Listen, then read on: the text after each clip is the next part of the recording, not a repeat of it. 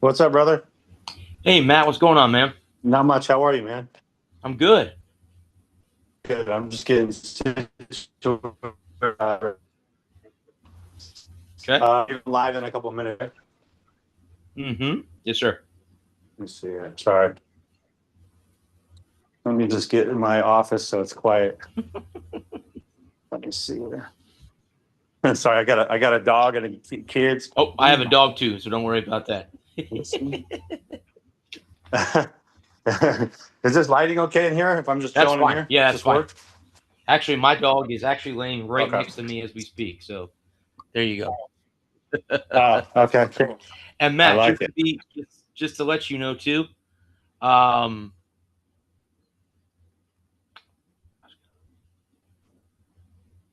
Hold on. Sorry. no I problem. don't It's know. okay. There we go. Just to let you know too, we kind of watch our language on here, but you don't have to. We Okay. don't kind of like to say the F word too often. Oh, We kind of keep that to. I won't be I won't say any profanity. That's no big deal. Okay. But I mean, sometimes we do just to kind of. Actually, one of the questions I'm going to ask you actually has some profanity in it, just to warn you. But Okay. other than that, um, like I said, if something slips, it's okay. So Okay. I'm just letting you know that. So No yeah, sweat. Let me grab my books, too.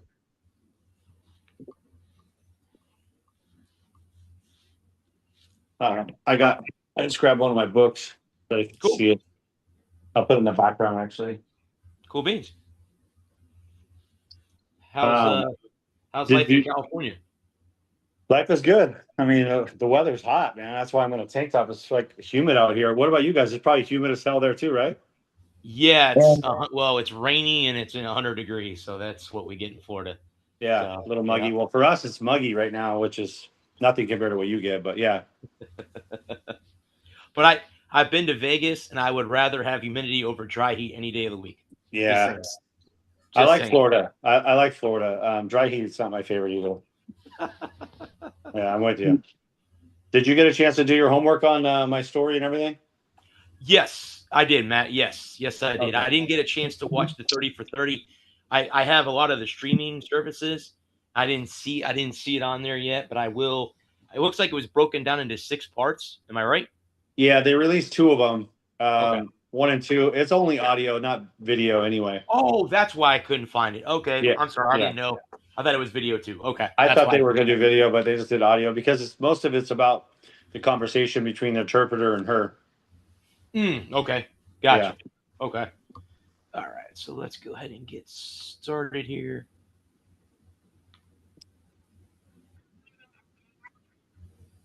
What is up, guys? It is the Sportster Bradley Walker, and welcome to the Walker Report. We are part of NGSC Sports, guys. Remember the website, it's ngscsports.com for all your current sports content. Happy Thursday. We have a big guest this evening.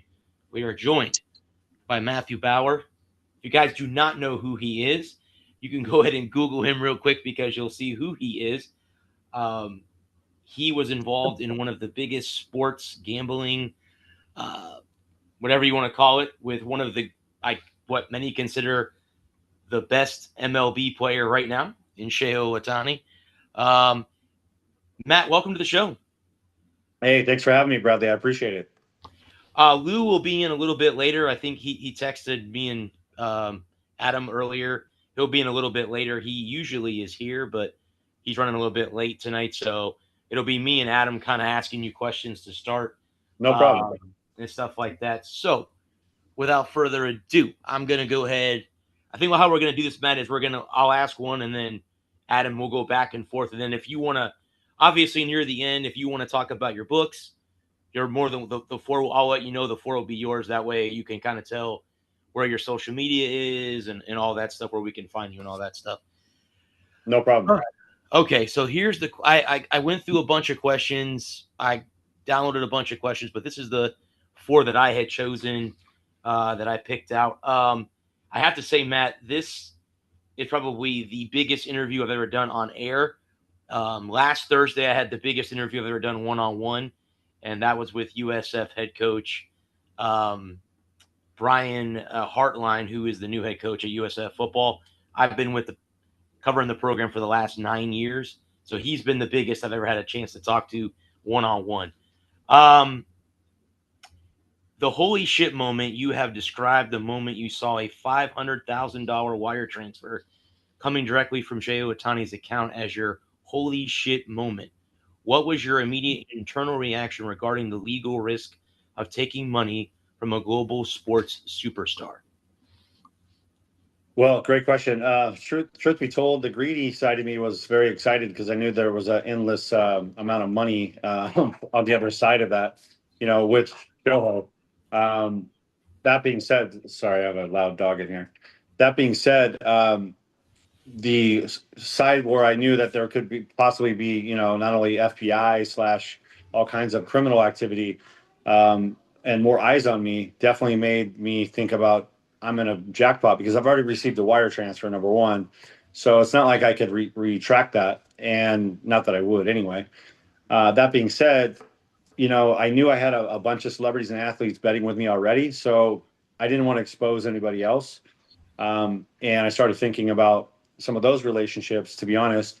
But that being said as well, I didn't know how to handle the situation because, here you have a guy who at that time, I believe he owed me around 2-3 million as I was receiving the wires. So the balance was already getting a little high, and then it continued to grow higher.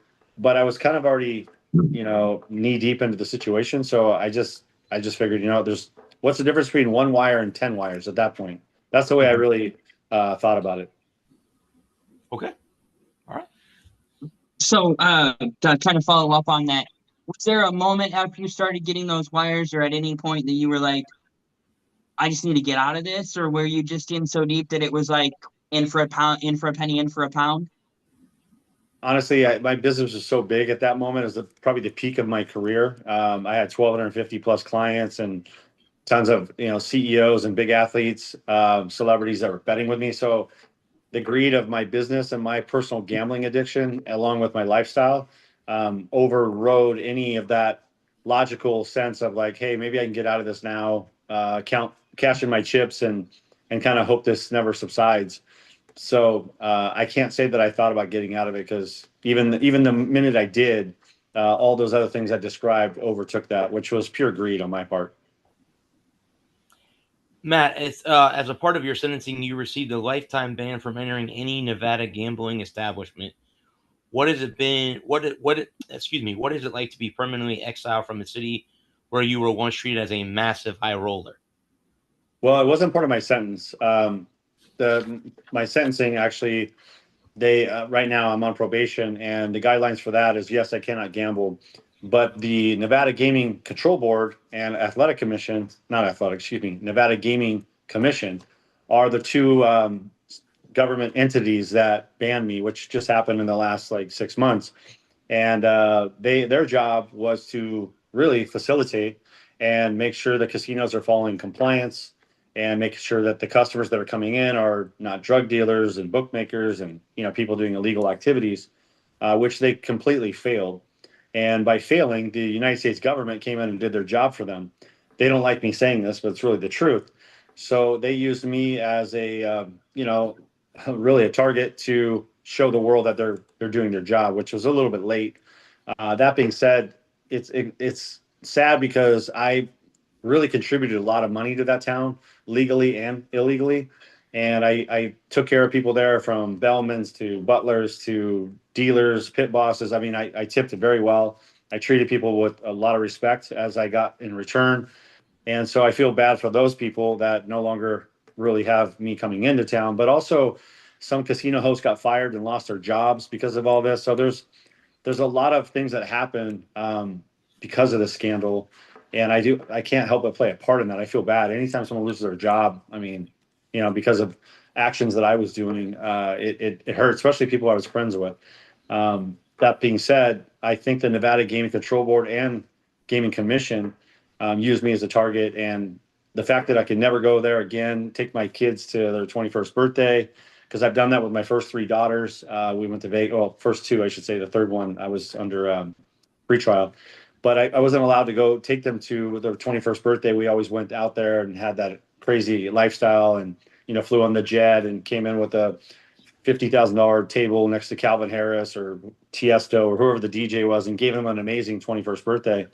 Not that I can't do that. I'm just saying I can't do it in Vegas. So that kind of sucks. And to be honest, I like going to Vegas just to go have dinner, watch a show. I can't take my wife to do that. So those things are deterrents that I'm bummed that I won't be able to do anymore. So are you banned from the city of Vegas entirely, or is it just the gaming establishments? So I'm banned from every single establishment that has a slot machine, any form of gambling. I can't set Okay. foot on their property. So yeah, they can't ban me from the city. But let's be honest. Other than that, why would anyone really go to Las Vegas? I'm just being real. So I really don't see why I would ever go there. I can go stay at like the Waldorf, which is attached to the Aria. I believe that's not physically property that has any gambling in it, so I could go stay there. I just can't set foot on a casino property, even to watch a show or walk through there or anything, because they're supposed to. It's trespassing, basically. Is that permanent, or is there a timetable? Is there a time where you can like appeal? It's Is it I'm the 39th person ever to be in the Black Book. All the rest of the people have either died or there's 39 people still in the list, me being the 39th. And they've never once allowed a person to get out of the Black Book ever in the history. So I really don't see it happening. I feel like they're going to, continue to hold their stance. And even though, I'm doing all the right things in life, so to speak, I'm paying taxes. I'm trying to, make money legally. And even if I come back and I have legal money, I don't think they're going to allow me to come in there and gamble or even set foot on their properties. Kind of reminds me of the movie Casino. What's his name's character was in the Black Book. Well, actually, they're both in the Black Book. Frank Lefty Rosenthal and Yes. Anthony Spilotro, Joe Pesci, and Joe Pesci, Robert De Niro. De Niro, yeah. Yep. I remember I've watched that movie many, many, many times. Yeah. It's a great movie. And actually, it's funny. Some of my posts I did on my social media, I have pictures of those guys from the movie. Because, yeah, when I watched that movie, I never saw myself being one of those characters, really, because that's kind of, I'm not in the mob. I never killed anyone. I don't harm people. I'm a father of 5. I broke the law. I'm very accountable for my actions.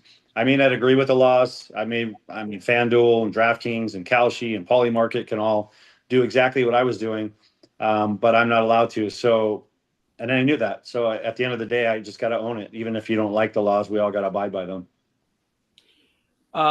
Matt, you served over 7 months of your federal sentence. What was the most stark reality check you experienced while inside, and how did it change your perspective on wealth and ego? Honestly, the hardest part was just being away from my wife and kids. That was really tough. If I didn't have a family per se with kids and married, that would have been a much easier process. So I sound like a little baby when you talk to somebody who you speak to who went to prison who doesn't have those things. They're like, it wasn't that bad. And I could see why they would feel that way. Because there were times in prison where I was playing pickleball for a couple hours. I was working out every day. I walked the track. I walked like 12 miles a day. And, let's be honest, if you have no control of finances or a phone or those concerns, it's there is some peace and tranquility in that. But for me, I didn't have much of it because during those time periods, all I thought about is how's my wife? What are my kids doing? I'm missing Thanksgiving, Christmas, Halloween, birthdays, and I'm not there to provide and protect, which is really the most important thing you can do as a husband and a father. So that guilt is going to go with me the rest of my life. But to answer your question, during when I was in prison, I made the best of it. I tried to, stay active, take care of my health, work out. The food was atrocious. And I met some great people in there, and there was a lot of losers too. But I just navigated success by getting out of there as fast as I could to get home to my family. And really, the main thing I got out of it was self-reflection. And I realized, to answer really the depth of your question, the ego and the wealth that I will continue to chase, wealth because I like money and I like to, to do business. It's just going to be a different purpose. The purpose behind the chase will be being present as a father and a husband, not doing things illegal, and valuing money. I really lost all respect for money as a bookmaker and a big gambler, because I made it so easy and I had so much coming through my fingertips that I didn't appreciate it. Now I appreciate it more than I ever have in my life because I'm struggling. I'm trying to maintain our lifestyle to maybe a tenth of the degree I used to have. And even that's a struggle. So starting from scratch, being a felon now, et cetera.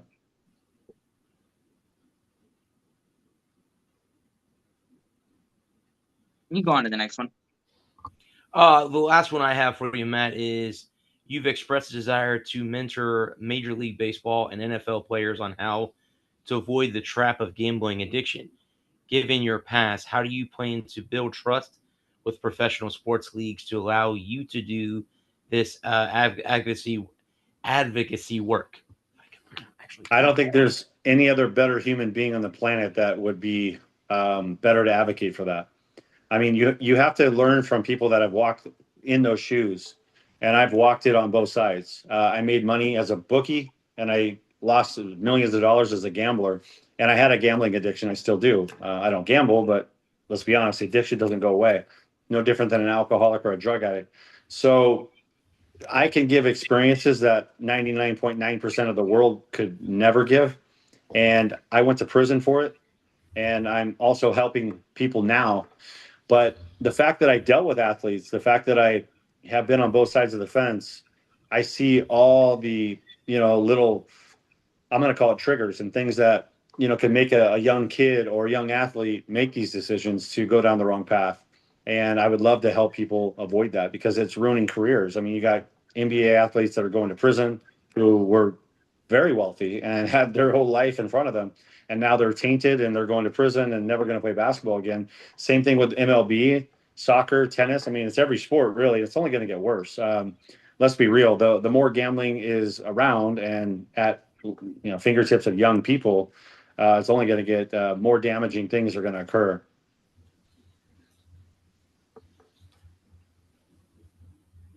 Well, I was going to ask Matt too. Now, with you were mentioning DraftKings and Kalshi and all of them.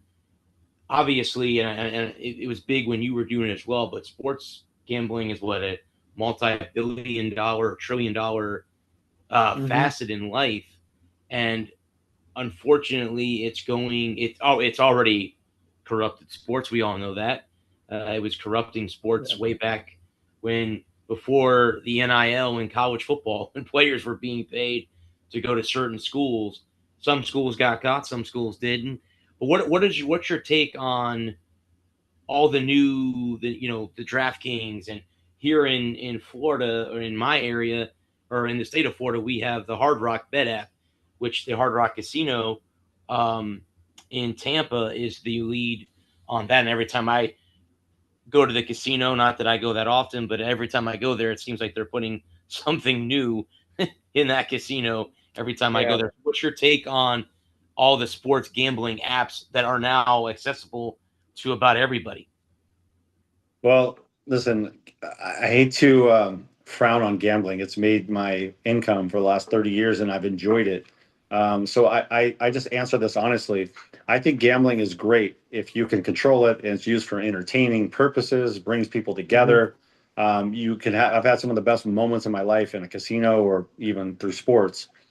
That being said, once you find that it's out of control and knowing that and seeing that as a person, if you can get a grip on that and obviously stop doing it or get help, that's the key.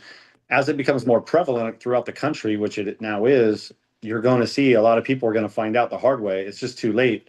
It's a hidden disease. So, that's why it's the worst addiction in my opinion, because, you see somebody who's on drugs or alcohol, you can tell if they're high or they're drunk. It's very easy to tell. But when you see someone who's gambling, you oftentimes don't even know that they have a problem until they've lost everything and done something illegal by stealing, fraud, whatever, or have ruined their life, through credit cards and loans and all kinds of things, lost their house and marriage, whatever. That's what you're going to start seeing in the next 3 to 5 years drastically change. You're going to see a lot of fraud. I did notice more people are going to prison because they're committing fraud. And anyone who has access to money that is not theirs and has a gambling problem is going to put their hands in the cookie jar without thinking they're doing something wrong. That's the key here. Is like even the interpreter.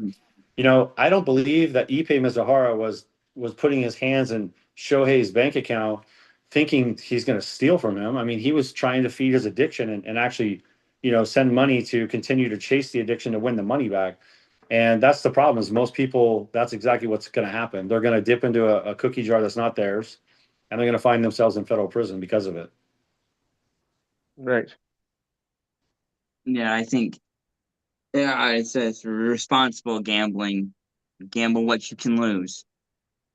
Yeah, I mean, it sounds easy, but for No, people, yeah, I know. I mean, you're right. I'm not saying you're saying that, but like for a person who has an addiction, gambling responsibly is really not in their wheelhouse. And that's the key. It's just if you have an addiction to gambling, then you got to stop doing it. It's really simple. Go to Gamblers Anonymous, get help.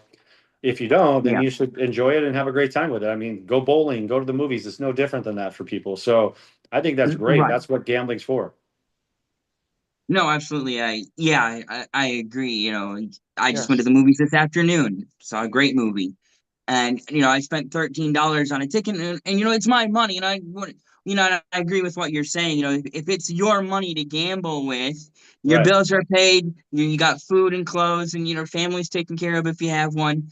And you want to spend, if some people want to go and gamble their $13, some people want to go watch a movie, or if you got 100 extra bucks and you want to, buy a concert ticket. That nobody says boo or bah humbug about that. But if you put $100 on a baseball game, you've suddenly got a problem. And Yeah. I think that the accessibility of gambling makes it safer in a way because back in the day, Brad brought up casino, and in those days you had to have a bookie, and it was all illegal, and if I came to you and I made a bet, 30 years ago, and say I put $100, and I'm not a degenerate gambler. I don't have a gambling problem.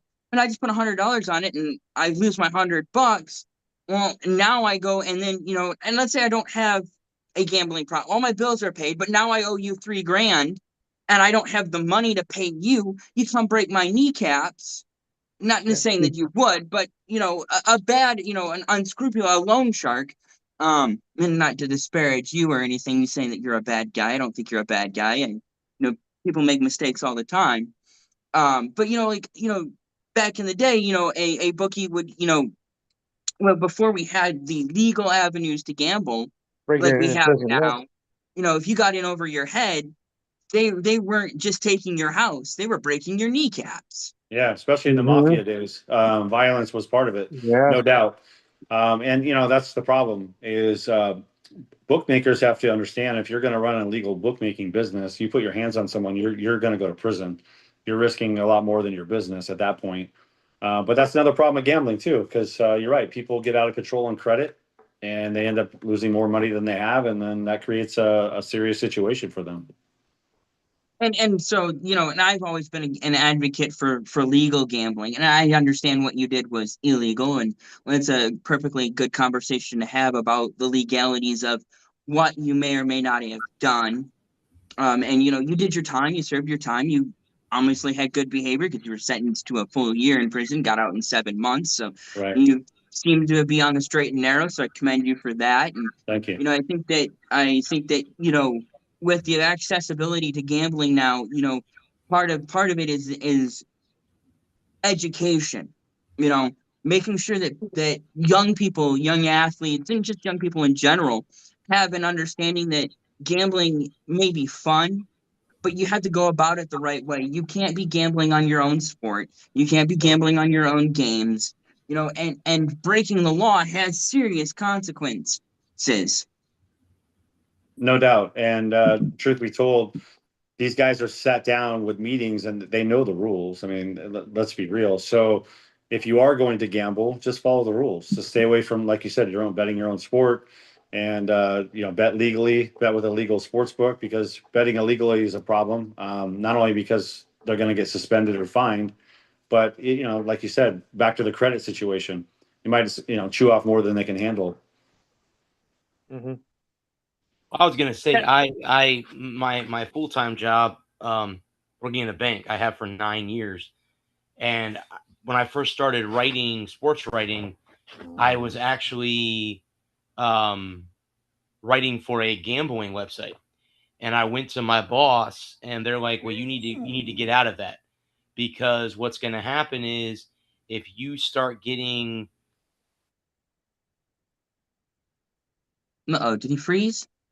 Well, then why are you not betting money on these things? You're telling us how to win, but why are you not betting money on it? And again, being that I work for a bank, and yes, I do see bank accounts every day.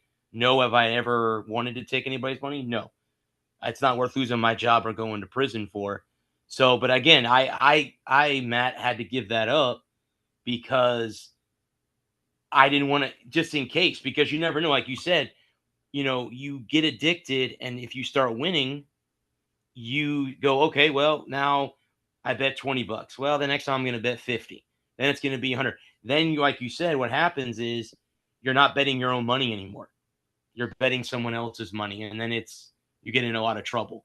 So I had to give that up when I first became a sports writer, because I was just online on LinkedIn and through Facebook, and he's like, oh, hey, I run this gambling website. We need writers to write why you should bet on this team, why you shouldn't. And I did it for about a month, and I got out of it because it was inferring with my job. Also, too, we have to take fraud classes every year, and we have to take money laundering classes every year too. So I know how the system works and how people design to make it look legal, but at the end of the day, it's all illegal. So yeah, that's how close I was, to it too. But I'll sports gamble every once in a while. I'm gonna admit that I've used the Hard Rock Bet app a couple times, but again, if you can control it and do it legally, there's nothing wrong with sports gambling at all. No, So, to an extent. Yeah. Yeah, I agree with you. The thing I'll tell you is that the bottom line is people just chase and they get out of control and they start chasing losses. And that's really the biggest problem with gambling. They want to win it all back, including myself. I've been there many times. And, you end up burying yourself in a deeper hole chasing. And then that's when the problems occur. Yes. Matt, did you lose more money sports gambling or just regular gambling, like at poker, slot machines, crap, stuff like that? I actually held my own in the casinos for many, many years. The first 9 years of my life, from 21 to 30, I was down about 3.5 million. Then I won it all back when I was 30 because my limit started getting higher, my gambling got higher, and then I started counting cards and blackjack. I started winning, and then it wasn't until I was around, I don't know, 40 to 41, 42, where I started, bringing like 1 million, 2 million. And then I held my own all the way until I was 48 when I was rated. And that year I lost 13 million through the casinos at Resorts World mostly. And that was the worst year I've ever had gambling. That was at the casino. Prior to that, though, I would say for the last 25 years, I've been losing to bookmakers throughout the country.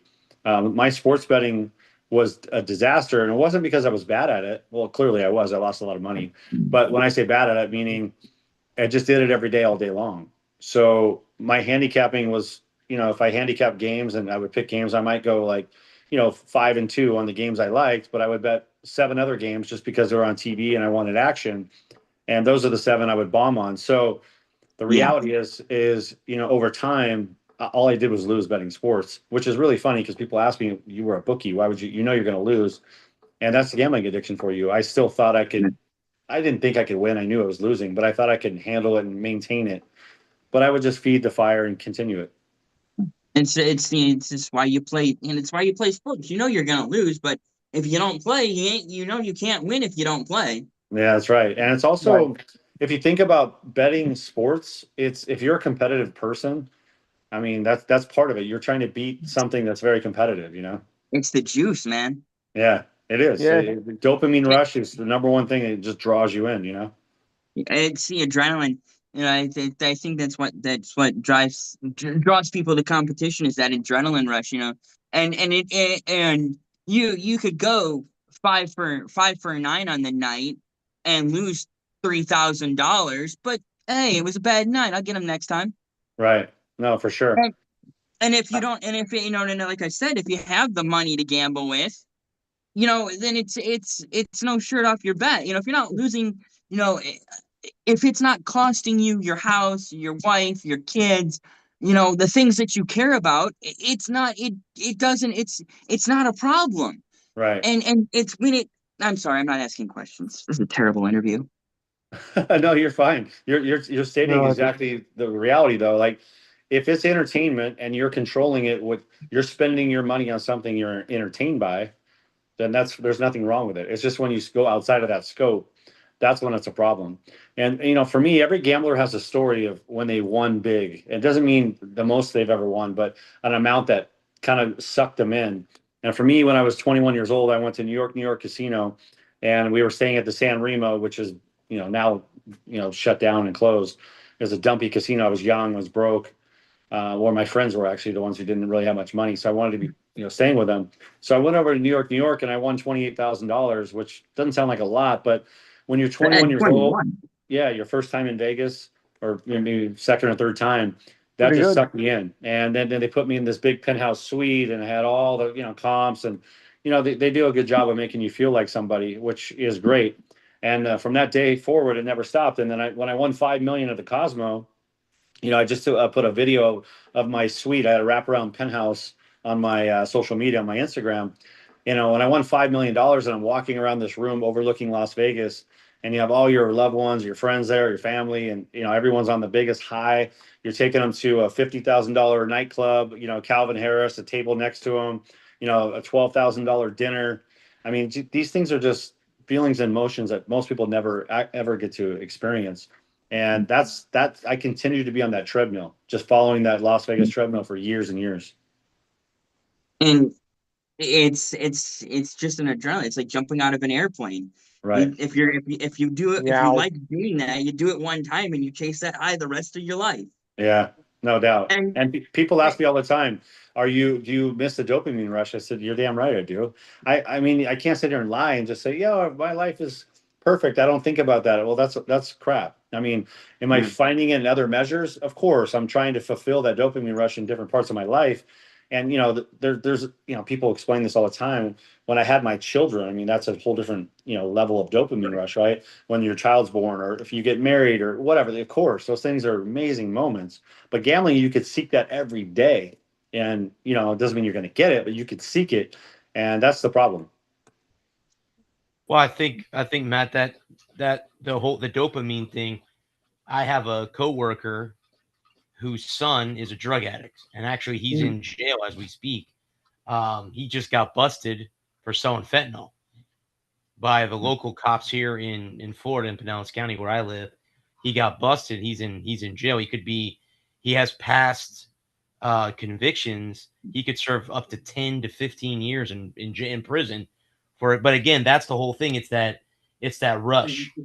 With drug addicts, it's that high. They're chasing the next high, and then they get to a point where they have to go up in drugs, or they have to go more because the dopamine isn't there. So with the gambling and stuff, and I've been to Vegas. I was in Vegas a year ago for the first time. I had never been to Las Vegas, and going there and staying catty corner to the Bellagio and walking the casino floors and seeing what goes on, because again, it's a little bit different than going to the casino here in Tampa. The Hard Rock is the Hard Rock, but it's not MGM Grand. It's not the Bellagio. It's not the big casinos in Vegas that make that city what it is and what it still is to this day. So you're right. It's chasing that high of that dopamine high. And I hope you might have an airplane one day. That's one of my things I want to do in life, maybe in the next few years. But it's that high that you chase. And unfortunately, in some cases, it can cost you your life, whether you go to prison for the rest of your life or you lose your life chasing it, because at the end of the day, addiction can kill you. We all know that, whether it's drugs, alcohol, gambling, porn, whatever it is, at the end of the day, it can end up killing you if you can't control it. If you can control it, then so be it. But until that point, yeah, I understand the dopamine high with coming, because the most I think I've ever won in a casino is $150. Nah, that's like jump change to most people, but you know, it is what it A is. win's a win. And I won. I never played craps before. I went to Vegas and I put 60 bucks in and walked out with 200. So I won 140 bucks. So that was that. Now, do I want to go back and play craps again? Absolutely. But I know that if you don't limit yourself, I can put myself behind the 8 ball. So, Sure. Yep. No doubt. I agree with you. Yeah. You know, it's drugs, alcohol, they're all the same in a sense of, you know, you're chasing something that you're never going to really ever fulfill. That's the problem. No, you did sports gambling and that was what you got busted for and what was illegal that you did and taking the money from Otani and all that. Were there other things that were you like a regular life better or like like did you gamble on golf? Were you like $100 a hole or anything like that? Or were you strictly casinos, bookie, sports gambling? Yeah. Or were you No, a bet on anything and everything kind of guy? I would bet on anything and everything. When we played golf, we were betting up to 40, 50,000 on some holes. I'm not a good golfer though, which is really funny, but you know, obviously there's handicaps for a reason. We would gamble accordingly and it depends on who I was with, but I wasn't really afraid to bet on anything. I bet, you know, $40,000 on a 40-yard dash with a guy on the golf course. You maybe have heard of him, the cocaine quarterback, Owen Hansen just had a documentary about him. Yeah. So, Right. yeah, him and I are good friends, and I used to bet with him. He was a bookie as well, and he, you know, he's I don't know, I think he's 8 years younger than me. I'm 51. I think he's 43. He's a athlete, volleyball. He was on the USC football team. So anyway, I'm a very fast runner for my size, and so we bet 40,000. We just got in the middle of the fairway and ran a 40-yard dash. So yeah, we bet on everything. I used to bet with my brothers on back in the day, Nintendo and Sega and all that stuff.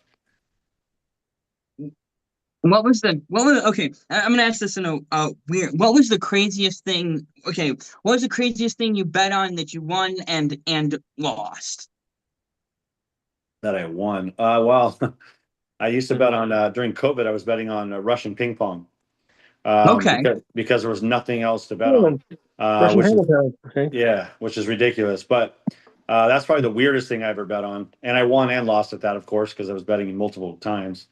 As far as maybe winning the 40-yard dash was really interesting. I mean, if you think about that, it's pretty funny in the middle of a golf course. As far as loss, I mean, we played pickleball before I went to prison. We used to play in my front yard, and we were betting 10,000 a game on pickleball. So yeah, I bet on everything. I couldn't even. There's so many things I could tell you that we bet on it. You would laugh. I don't mean to lie. I just find it funny. No, it is funny. I totally understand when all that stuff broke about the kid at. I'm not gonna be able to remember his name because it's right there on the tip of my tongue, and he was in the news. The quarterback, that name's escaping me. Are you talking about the college kid that just got busted? Yeah. Yeah, for Texas Tech. I can't remember his name either. Yeah. Thank right. you. Okay, at least I'm not the only one losing my mind here. Yeah. Yeah. Can't remember his first name. I'll look it up. Right. Keep talking. I'll look it up. Is it Brandon Dorsky or something like that? I can't remember. Something like that. Yeah. Something like that. But he was, I ran the numbers. He made like 3,000 bets or 9,000. It was 3,000 bets for $90,000. Brendan Sorsby, that's it. Thank you. And everybody was like having this conniption fit. And I did the math, and maybe I did the math wrong. I'm not the greatest mathematician, hence why I'm here and not at MIT. And Neither am I. and it worked out to about $30 a bet. And I know guys that wouldn't get out of bed. I mean, guys that just I worked with and hung out with that wouldn't get out of bed for anything less than $100. They would turn their nose up at a $30 bet.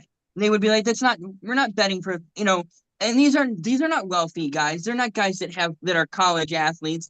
And what bothered me about his gambling, and maybe you can talk about that. I'll actually ask you a question in this stupid story I'm telling. Is if I had a question, that'd be great. Well, basically, I think what you were saying is the kid, he was betting so small, all these little minor bets, right? What was the purpose of it? Well, no. I understand the purpose of it. What bothered me about it was the fact that he was betting on his own games. You Yeah, know, for me as a sports fan, and I told these guys last week. I'm a WWE fan. I don't know if you follow the wrestling at all or not, but yeah, um, Mhm. I know that the matches are staged, right, right? That you have a winner and a loser going. You know who's gonna. We don't know. Like the audience doesn't know. The audience knows that they've already picked a winner and loser. So it wouldn't bother me if sports was rigged, like they already predetermined who was going to win and who was going to lose. Okay, fine, whatever. I'm just here for the show. And at that point, like as a wrestling fan, I know that, and like it wouldn't change the way I feel about sports if they were like, oh, we've already predetermined the winner. It's still what I want to watch. No, right, Yeah. I just don't want to know the outcome beforehand. sure. And I again ask the man a question, will you? Yes. Usually I'm better at this, but Brad asked all the best questions. I guess the only question that I have is, did you know you were going to be raided by the FBI, or was that something that just like they knocked on your door, and the FBI opened up or were coming in? I definitely didn't know. I was rated when I was in 2014. I was already rated once, and they just took the money. They didn't charge me with anything. Mm. This time it was a lot more serious. I was putting my son in my wife's car, and I heard FBI freeze, and I looked over, and there was 8 guys with AR rifles pointed at me. So then I knew this was a little different experience, and they were coming for blood.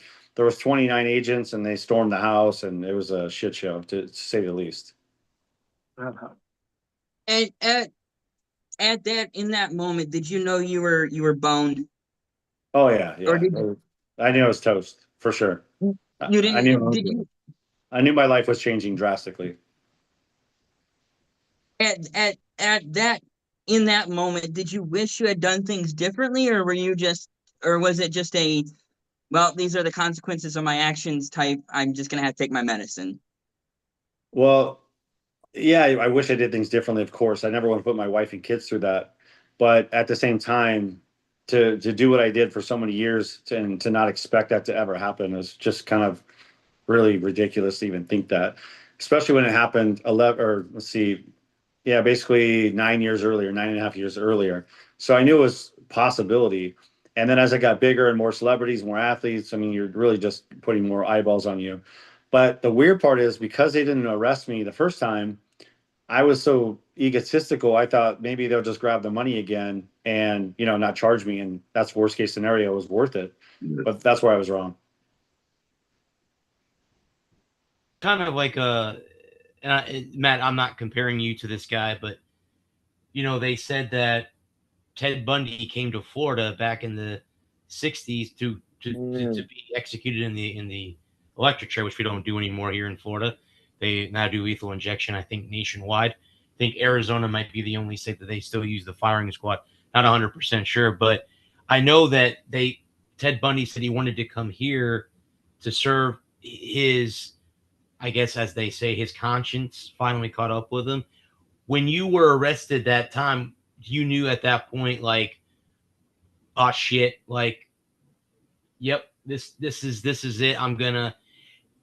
So they arrested you, did you have trial, or was it automatically, you're in for a year and that's it? I mean, what was the ramifications like in California? Well, I didn't go to trial Okay. because I knew I was guilty, and that would have put much more severe terms on myself. You fight the government, they bury you. So I immediately pled Yeah. guilty, and I never hid what I did because I was dead anyway on the cross. That being said, they don't arrest you immediately. So they raided Okay. me on October 5th, and I didn't go to prison until 2 years later, until October 10th of 2025. But that 2 years is probably the worst time of your life. You don't know what's happening. Well, let me take that back. I was sentenced in August of, so for about 35 days I knew what was happening. But for almost 2 years I had no idea if I'm going to prison, if I'm not. And you can't work. It's not like I could go back to bookmaking. So you got to stop making money. So you got to start building your future. And that's what I did. I chose to, recalibrate, which is the name of my book. And I chose that name because in life, when you get dealt cards that you're not prepared for, whether it's your own doing or not. You have to recalibrate, and you got to figure out how do I define success? That's the first thing I asked myself. And for me at that time, success was avoiding prison, getting home to my family, and rebuilding my life. So that's when I first started basically making all these changes that I've made up until this point. So here I am almost 3 years later, and I'm rebuilding, obviously. I wrote 2 books. I just launched my second book, and I'm doing public speaking. I'm trying to give back to the community. I just did actually on Monday, I just went down to the courthouse and spoke to some guys that are going through pretrial that are about to go to prison. I gave them the analogy of what worked for me, how I define success, which again is avoiding, trouble in prison, getting your good time, getting home to your family, and then, honestly, just integrating back into society. Because for me, it was easy. It was 7 months. Some of these guys are gone 5, 10 years. And when you're in prison for that long period of time, you come out, there's a lot to handle. People don't understand, even for me, 7 months, right? When I come out, you're all of a sudden you're free, but you're not free. I mean, you have an ankle monitor, you're in a halfway house, you have all these restrictions. Like today, I had to drive this morning and go down and do a drug test and breathalyzer at 8 o'clock this morning. That I have to construct my day and still work around that. I'm selling astroturf front and backyards, like grass, fake grass. I'm doing anything I can to provide for my family, legally. And I also have the IRS coming after me and all kinds of other problems. I had to pay $1.7 million in restitution before I went to prison, which I paid in full. I had to take, equity out of my home. I sold my Rolls Royce. I sold my Lamborghini. I sold all my Bentleys. I sold all my material shit that really doesn't matter. But I'm now it's a fight to just keep my kids in their school and feed my family. When you come out, you're a felon. You can't get a state license. You can't be a real estate broker. You can't be a stockbroker. You can't. And I was a Series 3 commodity broker for 11 years. I can't go back to that business. I was very good at it. But these are all, I'm not saying poor me. I'm not a victim. These are all things I should have thought of before. And these are the challenges that I'm dealing with. Right. But that's the reality. And some people come out and they just can't handle those challenges. So they end up back in prison because they go back to the wrong things. Yeah. Go ahead, bud. Is it possible to, and I know that some things, I mean, some felonies are more serious than others. Like you didn't kill anyone, you didn't assault anyone in any kind of way. Is it possible to petition the state to get your felony expunged, or would you have to petition the feds? Is there any way to, is it a 20-year minimum? Because I know I knew one guy who did some bad stuff when he was younger, and he lost a lot of his stuff. And he said, he told me, he's a guy, guys, they like to talk. He said that he had to wait a minimum of 20 years before he could get his stuff back. Is that possible for you, or? No, I have money laundering charges. So because of that, money laundering is a really bad charge because anything really involves money. And when it comes to state licensing, usually like real estate, stocks, et cetera, even though in real estate, you're not touching the money, you're still, there's ways to commit fraud. So they're concerned about that, even though I didn't commit fraud. But I guess technically I did tax fraud. I got charged with a falsified tax return. I paid millions of dollars to the IRS, but that's why I don't have tax evasion. But they wouldn't let me write off my losses, even though because of what I was doing was illegal. So that's why I have a falsified tax return charge. But that being said, the only way I could really get out of those charges is if Donald Trump signs me a pardon, which I don't have any connection there, and I'm not even trying because I don't have that connection. Okay. Unless you know him, that'd be great for the introduction. Right. Yeah, Well, I don't I can connections talk to either. the governor. I mean, not that I know DeSantis personally, but I know he's good friends with President Trump. So, yeah, I was going to ask you were talking about. So, is that cryptocurrency too? You can't deal with Bitcoin or any of that too because that you still can't be involved in that because that's to do with money. Yeah, well, for now, like I'm on probation for 2 years, so basically another year and 10 months. And then once my probation's off, I could do things that don't require a state license. Like I can buy crypto and stuff like that because there's, I just can't do a business where I have to go get a state license to do that. Yeah. And that's nationwide or is that just in California? No, it's nationwide. Yeah. Nationwide. Okay. Oh. Because you caught a federal felony, not just a state felony, correct? Yeah, 3 federal felonies: Oof. bookmaking, money laundering, and falsified tax return. That's tough. Yeah. Those. Yeah, I understand making a pleading out and just getting it over with. Yeah, if I would have fought though, I would have probably did 5 to 7 years. Probably, and Yeah. especially with them having you up Shit's Creek with no paddle. It's not like you can. It's not like you can go in and a good lawyer can go in and get you, but when they've got you, they got you. Yeah. Yeah, and to be honest with you, good lawyers are great for state cases, but federal, it's a whole different ballgame. They win 97 and really 98% of the time, and that's because they do their homework. They come in and there's no, police evidence that's wrong or this. That's all state stuff. FBI, Homeland Security, IRS division, they do all their homework way in advance. Usually they're stalking you for a year or two before they come to you. Right. Well, I keep thinking back. You were talking about going back in to society after being in prison, and one of my favorite movies is Shawshank Redemption. When the older black gentleman gets out, I'm sorry, the older white gentleman gets out and goes back into society, he doesn't know what to do. Like, he doesn't know any different from being behind bars and being told by prison guards, you could do this when this time and this like that. And I also think of the movie with Denzel Washington,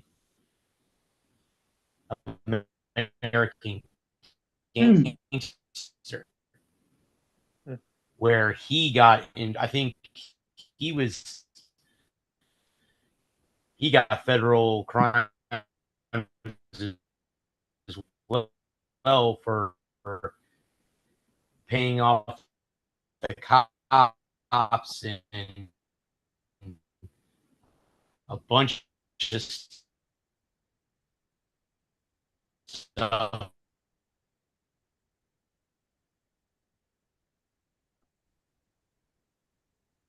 Can you guys hear me okay? You're cutting out on me a little bit. It's Brad tonight. He's having internet issues. Apologize Oh, about that. okay. Well, I heard most of what he said. Brad, to answer your question, yeah, the poor guy hung himself in the movie Shawshank Redemption. And you're right. Some of these guys, what happens is they're so controlled when you're in prison. I mean, when I was there, it's very controlled. The movement, when you eat, when you go to sleep, when the lights are out, when you go to work, when you can work out, when you can take a piss. I mean, it's no joke. So, and I was in a camp, so it's much more serious on higher levels. And they're so structured with the control of somebody else controlling your life that when they have no control, they don't know what to do. And it's really sad because, there's no really good treatment that's happening to help these guys when they come out of prison. It's kind of like they're just thrown to the ocean to say swim, and they don't know how to swim. So yeah, it's really sad. I think that our system is so flawed, and they need to make some major changes. They're trying to do that now under the Trump administration. They're trying to get rid of all the camps and get people to go to home confinement so they can actually be integrated, back at home first for a little while before they're released, officially to probation. And I think that's a smart move because sitting at a camp is a waste of government funds and money. I'll be honest with you. I was at prison for 7 months and I didn't learn anything. It was, not that I went there to learn, but I meant like there's guys in there who barely speak English. They have Spanish classes. They have all these supposed classes that are available to these people. But the reality of the only one I saw was 2 classes, a Spanish class and a GED class. All the other classes are crap. They don't even exist. The programming there is all bullshit. You give 2 carnitas, which is 2 packages of meat, and they sign you up for a class and say you did it. So it's ridiculous. Yeah. No, dealing with, I don't want to say less serious crimes, because like what you did was wrong, but it wasn't like, it wasn't something that was a dangerous society. Right. And sorry to cut you off. You're right. So I'm not saying that people, who commit certain crimes shouldn't be punished. It's just the punishment should be different. And obviously you have to sway them from committing the crime by punishing them. So I'm not saying that certain people shouldn't go to prison, but if you're a child molester, you're a rapist, you're murdering people, you should go to prison, no doubt. But if you're committing a crime that maybe is like fraud or whatnot, the best way, in my opinion, is to have these people be on house arrest and put them to work so they can pay back the victims and make them feel the pain financially and go back to work to do the right thing to recover the funds for the people that have been screwed over. Because what happens is, I'll give an example, Jordan Belfort, who, Wolf of Wall Street, he owes $110 million and he went to prison, he got out. And yes, he has to pay tiny pieces of what he makes towards his restitution. But he's only, from my understanding, he's paid about $7 or $8 million back. But he's made a ton of money since he's been out, and good for him. I mean, he's using the system. He's doing his thing.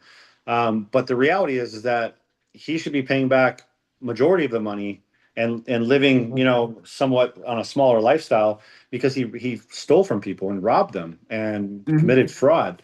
So, but most people who go to prison, they come out and they never actually make any money or succeed in life because they've been in prison so long. And then when they come out, they don't even know what to do. Let's educate them. Let's get them back to work. Let's let them make money. And granted, they can't do it in, the same field because they did something wrong. But let's let them. I don't care if they worked at Taco Bell and they were serving tacos. At least there's a portion that's going back to the victims, Yeah, and rebuilding building them back up in the right way. That's what I was gonna say is that, like with things like what you did, or no, it depends on what you did and how you did it. Like, I don't think Bernie Madoff should be out on the street because he's a bad guy, right? And I think it's the propensity to reoffend. I think if we let Bernie Madoff out, well, I think he died in prison a couple years ago, but I don't know offhand. But okay, I thought so. But his type of because it was white collar crime, but it was a very serious type of white collar crime. Very egregious. Egregious is a great word. Whereas I think that certain we could kind of look at the sentencing. Like you were sentenced to 12 years in 12 months in one day, and you served 7 months. So I think that we can all agree that what you did was far less serious, and letting you get back to work, letting you make money and pay back the people that you need to pay back, and making sure that there's regardless of what you did or what you didn't do, making sure there's a way for you to reintegrate into society and having programs that help young offenders and old offenders and get back into society and rebuild their lives in a positive way, and structuring our prison system so that it's not just a pipeline right from one set of bad crimes to an even serious set of bad crimes. It's something that we as society need to invest in. I agree with you. Yeah, recidivism is so high because when people are released from prison, they just don't know what to do. They have no concept of how to function. It's really sad. And they end up going in back in with they end up falling right back into the same group of people that got them into the situation in the first place.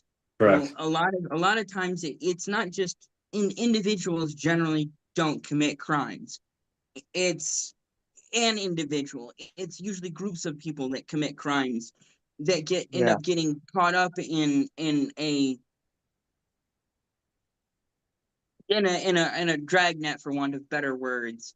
Obviously what you did, like you weren't the only one that was involved in this process that ended up with you in prison. There were a ton of other people along the way that helped to contribute to what ended up getting you eventually caught and put in prison.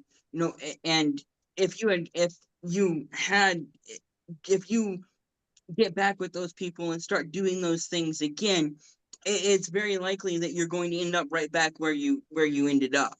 No doubt. And it's so easy, especially if you're a young person, 16, 17, 18 years old, and you're not very, the other thing that we need to work on in our country is developing education so that the people don't have this this desire, and sometimes there's just nothing you can do for people. There is a certain rush to doing things that are bad.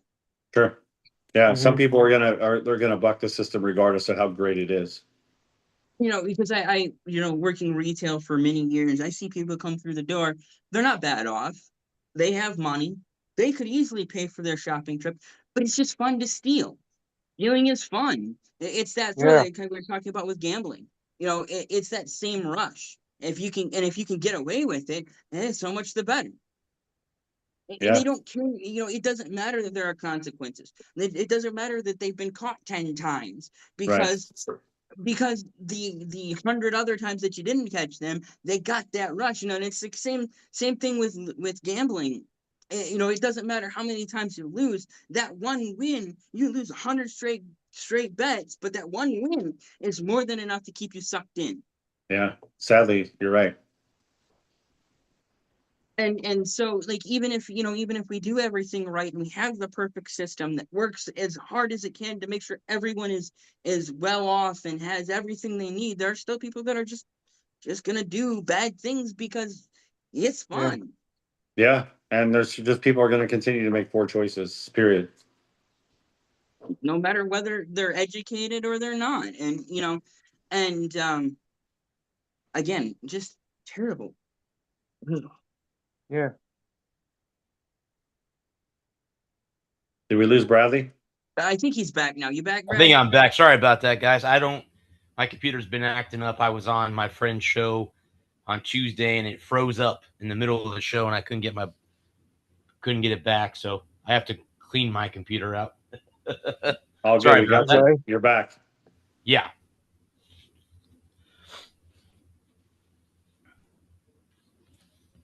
But I in some cases, it is good to give people second chances. Obviously, if you've taken a life of somebody else, no.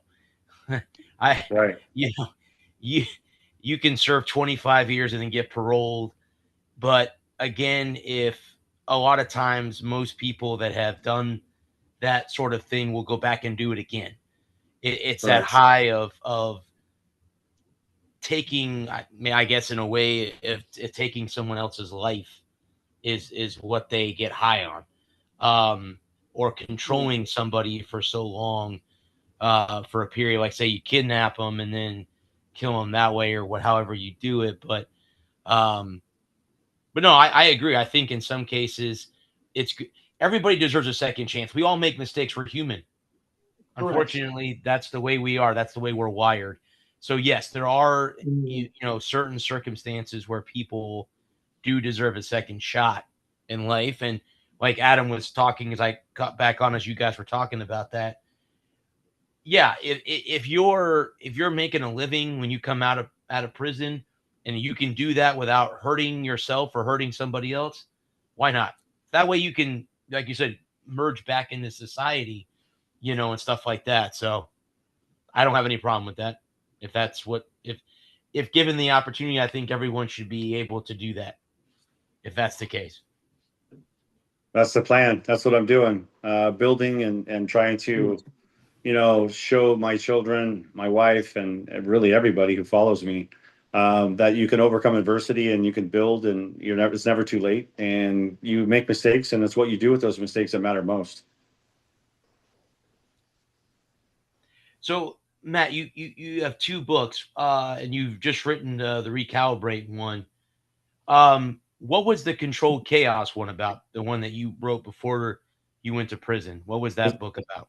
It's actually the other way around. Recalibrate. Oh, the way I around, wrote. okay. Yeah, that's my life story. That's from when I was a baby till basically Okay. until I was arrested, and that's all the crazy, wild times, good and bad. I try to show in the book that a lot of people glorify their life, and there's a lot of moments I'm glorifying, but there's a lot of moments of downs and making poor decisions and why I did, or why I did what I did, and I try to show that in the book. And then I did an audio version as well, and that book, as well as Controlled Chaos, which I just launched about 10 days ago, that's about prison. That's my entire experience in prison, what I went through, halfway house, home confinement, kind of the emotions behind it all, the challenges, some of the people I dealt with in prison, the officers, everything. So I wanted someone who's never been through a prison term to understand the whole process. And then now what I'm doing to rebuild. Both books are completely different, but really it's a second edition of Recalibrate. It's called Controlled Chaos. So both those books are on my website, MatthewBowyer.com, MatthewBowyer.com. And they're also both available on Amazon. And the first one's a bestseller. The second one, we'll see. It's selling very well, and I'm hoping it does become that. But I'm excited about getting it out there. Yeah, I'm actually looking at Amazon right now with both of them right here, so that's why I was asking you about them. I was looking at that too. I actually follow Matt, someone on YouTube who was the biggest jewel thief in the United States. I don't know if you know who Larry Lawton is. If you ever heard that name, No. He was the biggest jewelry thief in the United ever. In the United, he worked for the mob in New York, and Wow. he's come out and said that. What he would do he never shot anybody. He never used a gun or anything at all. Now he owed a gun to hold somebody up, but never fired one or anything like that. I think he served 21 years in prison. But anyway, that's what he does now on his channel is he's coming back and telling you, I was on, in these prisons and, I was in the hole and how bad it is when you're there. And if you're in, when you're by yourself in isolation and stuff in prison, it messes with you psychologically. Sure. And Yeah. he said that, again, like I said, he's the biggest jewel thief. So again, just like anyone else, he's not going to be able to hold a job that has anything to do with any monetary value or anything like that. I think he wrote a book. I think it's called The American Gangster, I think, or something along those lines, is what his book is called. And he wrote a cookbook about how they cook things in prison. And he will actually show you on his YouTube channel how they made things, how they made wine, how they cook spaghetti and all this stuff. And he's like, yeah, everybody complains about, oh, I have to, I can't do this because I don't have this stove. He goes, well, you're in prison. You don't have anything. He goes, you don't got anything to your name, so, we have to, obviously some of us have to sneak things in and stuff like that. But I'm going to take a look, Matt, at both your books when I get an opportunity. I see them both on here. I'm going to go ahead and I'm going to get them soon. So I'm going to get both because I want to read your story. I appreciate Dana. I've never met Dana in person. I'm meeting him on Saturday. Oh, nice. So yeah. Okay, I'm looking great. forward to meeting him, Matt, because he's the one we had, and now I forget the coach's name. We had him. He has a basketball coach that was in the NBA, and he's a coach out in Vegas or in California. And he was on our show here, and for some off the wall reason, it didn't record at all. Oh, yeah. So we have been trying to get him back on, and he has refused. And I don't blame him. Right. He was on here, and we told him that, and I when I went to share the show, there was nothing. And I'm like, what happened? And for some off the wall reason, I just didn't push record.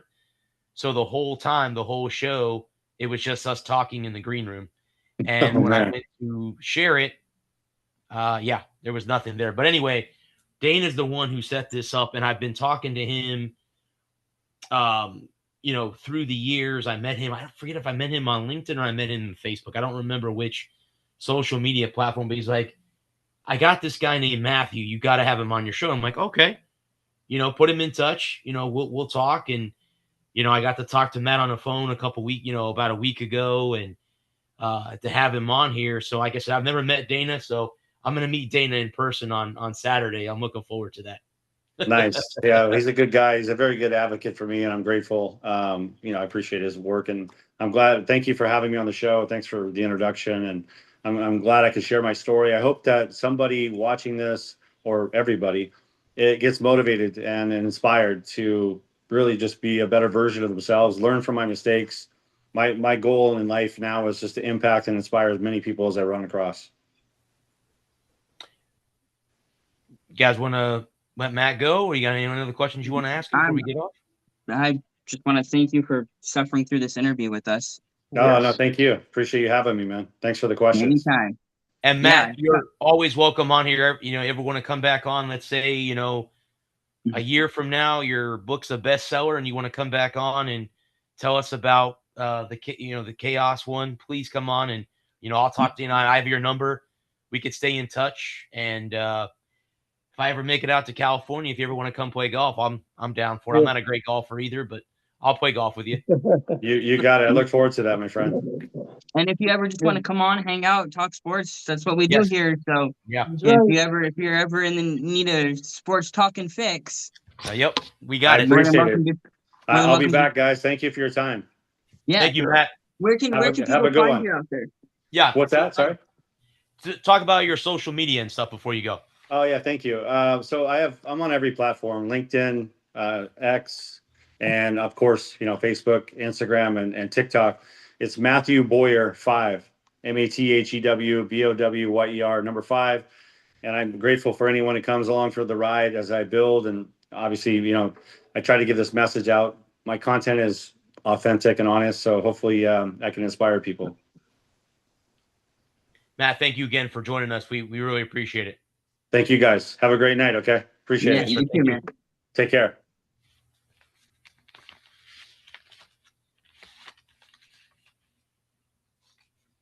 Oh, that's another successful interview down the pipe. Yes, it was. Sorry, guys. I don't know what the heck is going on with my computer. Go ahead. I have all of it for myself. It was an internet. I think it was an internet issue because you just started glitching out. So according to my internet, I'm at full power. So I don't know, bro, man, because it was going. You had a couple of hiccups, and then you totally roboted out. Yeah. So, because the funny thing is, my whole computer freezes up. So it locks everything up. Then the mouse will start to move, and then all of a sudden it'll go, "Oh, do you want to come back on?" And it's like, "Oh crap," So I don't know what's going on with it. I do know that triple monitor setup is sweet. Dude, that looks sick. I cannot wait until tomorrow so I get the right one. I want to thank. Is that at your office? That's my office at work. Yeah, so that's my office at work. Yeah, I thought so, dude. That's tight. I got the wrong one. I ordered it off Amazon, and come to find out, that brand of the triple monitor thing doesn't work with Chromebooks, which I have. And my boss helped me research one that does. And tomorrow, between 10 a.m. and 3 p.m., I will be getting it. And I cannot wait to hook that thing up and watch it, see how it works. So that's got their money bags over there. Jesus. Well, I didn't pay straight up for that, buddy. I used a monthly payment plan, so I ain't gonna lie. I hear you. I just wanted to bust your balls a little bit.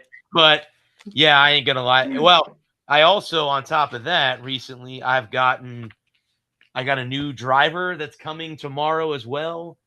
And I got a new golf bag because me and my brother-in-law are going on a golf trip in March of next year with a buddy of mine who lives in Indiana, he was one of my neighborhood friends. He lived right down the road from me, and he was only around during the summertime because he lived in Indiana during the wintertime, and he would come down on summer break.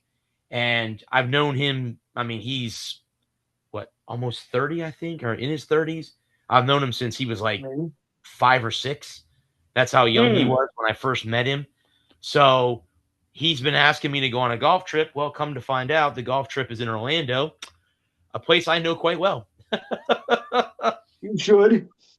So we're gonna I got a new driver, so I gotta get back to the driving range and start practicing. Yeah, you get some rounds in you, man. Get some rounds in you. Where I go, yeah, because I used to play multiple times a week and practice once a week. And I'm lucky if I get to play once or twice a year now. So that's No, a I big understand. difference with it. But Yeah. new driver, new golf bag. I got a triple setup. I'm looking forward to it, especially here with you guys too, but also too at USF games. I can't wait to be able to use that at football games. With I can have the stats on one screen and ESPN on the other one, and then in the middle I can use my notes from the football game. Unfortunately, what sucks this year with USF is they have 7 home games. I'm only going to be at 4. That's what sucks. Yeah. That's what sucks because I'll miss the opening game because I'll be in Michigan with my dad, family reunion. Right. I'll miss the homecoming game, which I miss every year because I'm on vacation with my family. And the third one I'm missing, and it's the night game against the Memphis Tigers at Raymond James Stadium. I'll be at a comedy show with my girlfriend. So that's why I'm going to miss 3 games because I'm going to see Brad Williams, which, I don't know if you know who he is. Funny. Guy. He's so funny. I've never seen him in person, so I'm looking forward to that. All right. So you're gonna miss the opening game against South Florida or against FIU, and then the homecoming, the 17th against Kent State.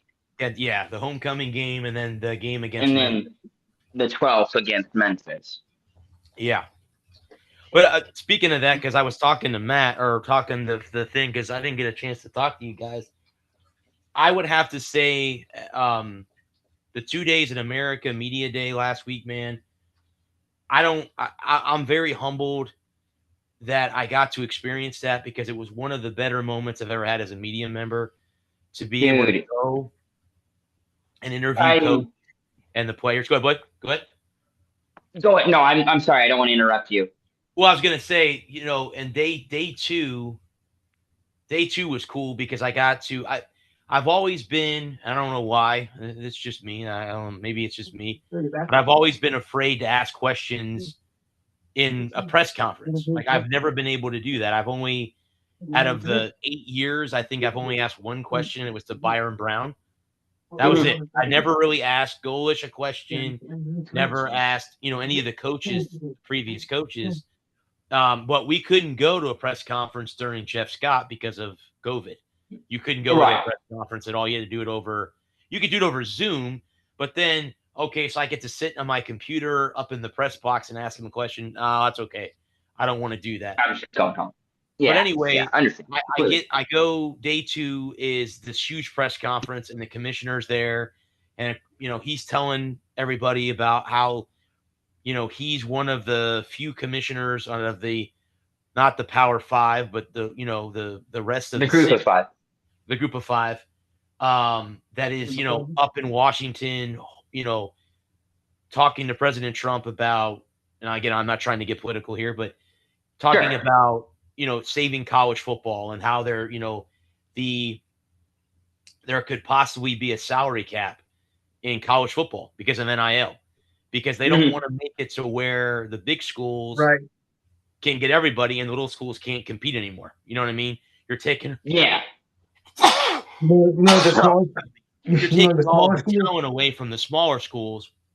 So they're trying to get some kind of bill signed to where they can limit how much NIL money can be used by each school. So that was kind of cool. And I asked the commissioner and every coach in the conference one question. Dude, I couldn't have been more proud of myself that I was able to do that. Because here's what I thought. I went into that conference talking to you guys 2 weeks prior to saying I did all that research for those questions, and you guys helped me go through them. Why in the hell would I not go and raise my hand and ask questions? That would have been I'd have been mad. Yeah. No, I'm so fucking jealous of you, brother. It's so cool. I'm so proud of you. Thank you, man. Like I said, Thank you. Thank you. I didn't want to go. To me, No. if I had gone to that press conference on last Friday, and I didn't ask any questions, I would have felt that I would have let you guys down. Seriously, because you guys took time to go through those questions with me. Now, I only asked one, and then what I did is I didn't always ask question number one. I would go down the list, and the one of the coolest questions I got to ask was Coach Munkin at Army. He mentioned in the end of his speech about his dad being a high school football coach. And I said, perfect. I have a question that asked about what was it like having a father as a football coach, and what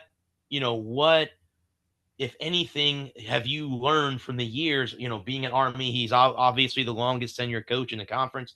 He's been at West Point for 13 years. I don't think he's going anywhere anytime soon that I'm aware of. It's kind of hard to fire an academy coach. Really, it's kind of hard to fire an academy Well, coach. I mean, I as an Army fan, I don't want him fired anytime soon. I don't either. I always cheer for them to beat Navy every year anyway. But I asked him about that. And he goes, well, I can do this. He goes, I can dazzle you with brilliance, or I can bedazzle you with bullshit. What do you want? That was his answer to the question. And the assistant that was there with Coach Munkin came by as he was leaving the conference and tapped me on the shoulder. He goes, man, that was a good question. I said, well, he led into it. He was talking about his dad being a high school football coach. And I said, I got to ask that question. I got to ask that question now that was part of.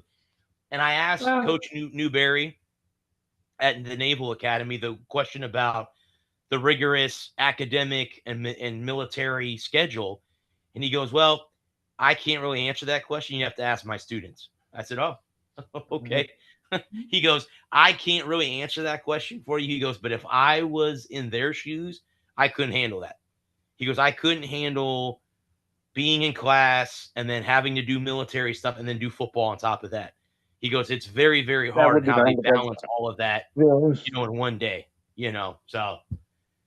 Yeah, it was like I said, guys, it was fucking cool to be able to go and ask each coach a question and to ask the commissioner. The commissioner I actually talked to him about adding teams to the conference. He goes, wow. He goes, that was a great question. He goes, why doesn't everyone? I said, well, everyone talks about the teams leaving the conference. No one talks about you adding them once the teams leave. What is the criteria of bringing a team in to fill that void that you've just lost a team? Like say USF leaves or Memphis goes or whatever. Right. How do you replace those two teams, those two schools? He goes, well, obviously academics and financials are the two best. Well, that doesn't. Yeah, I mean that's an elementary answer. I mean, that's everything. When it comes to college sports, it's how much are they making money, money wise, and then what's the academic prowess at the school. So right. Yeah. Are you going to give us good games, and can you keep your grades up? Yeah, exactly. And I mean, I didn't ever took this into consideration either, guys. I didn't know that the academy schools, Army, Navy, and Air Force can't use the transfer portal. You can't transfer kids from other schools. They cannot because they build from within. So they get those kids to come that say, hey, I want to go to West Point. I want to go to Annapolis. You have to be commissioned. I want to go to Colorado Springs. Yeah. So they have to be brought in, basically recruited from high school to go to the Army, to go to Navy, or go to the Air Force. Because you have to when you sign your letter of commitment, you have to get one of your state senators to sponsor it, to sign off on it. So when I was in high school, it was Debbie Stabenow and Carl Levin were our state senators. And if I wanted to go to Army and go to school at Army, I would have had to get one of those two to endorse a letter for me to go to Army. Mm-hmm. And then when you have to have two. Well, of course, you have to have go to Army. You have to apply to go to school. And once you apply, then you have to get a letter of, I Recommendation? forget what the term is, but recommendation is the only thing that's coming to my mind. But you have to get a state senator to endorse you to go. And then once you go, you're commissioned as an officer in the Army, Navy, or Air Force.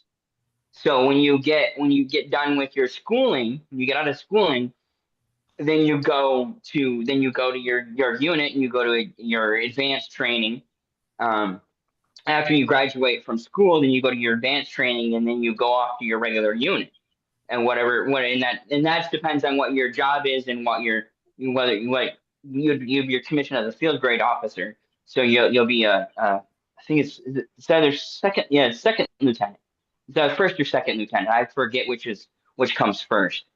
And so when you're done, and then you go off to you get your job assignment, and you go out, you get your MOS, military occupational specialty, specialty, and then you get assigned to a unit, and that all depends on whether you're an infantry officer or you're some kind of, and then that depends on what you want to do with your Army career.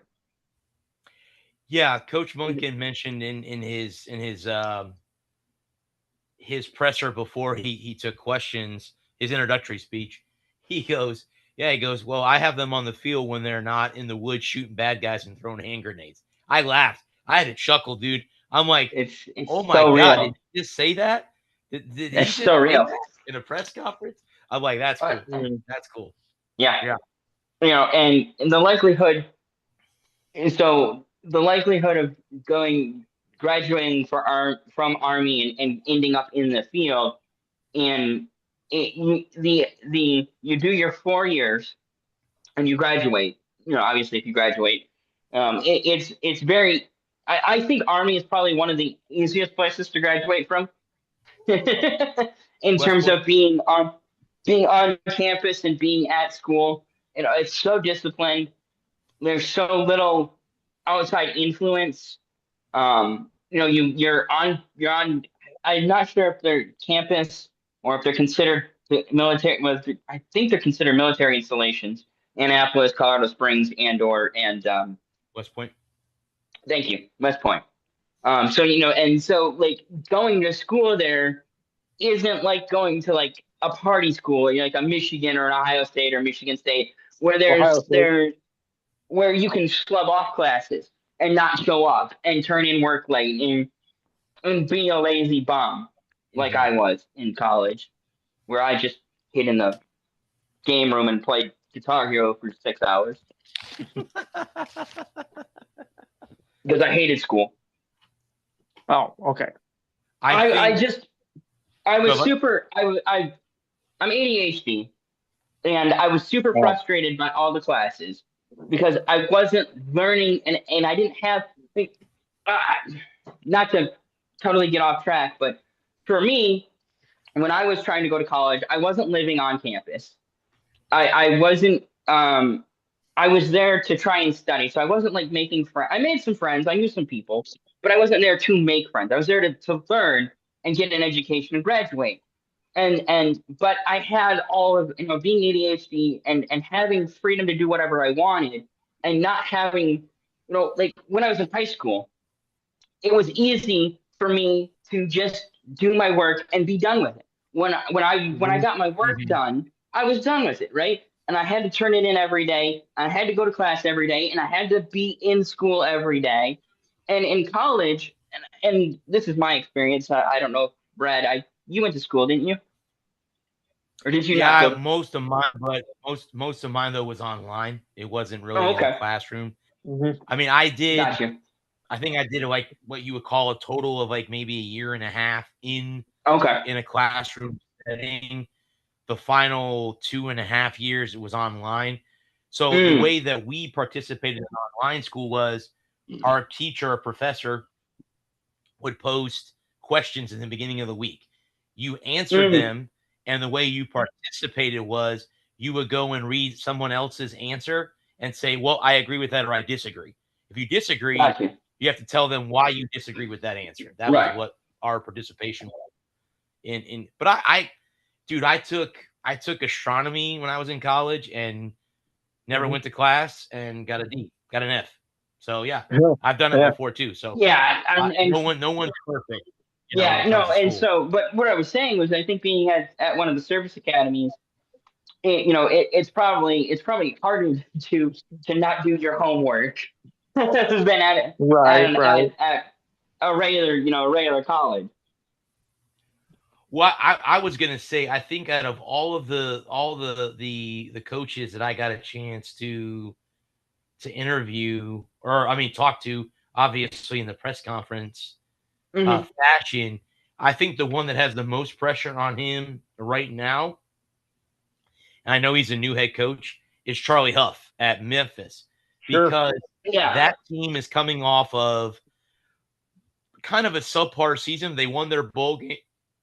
They won their bowl game, but he talked about how he was in, a great vehicle, and how that he hopes in 3 years from now they are still in the same vehicle with the same, same coaches, same kids, but they have a new conference.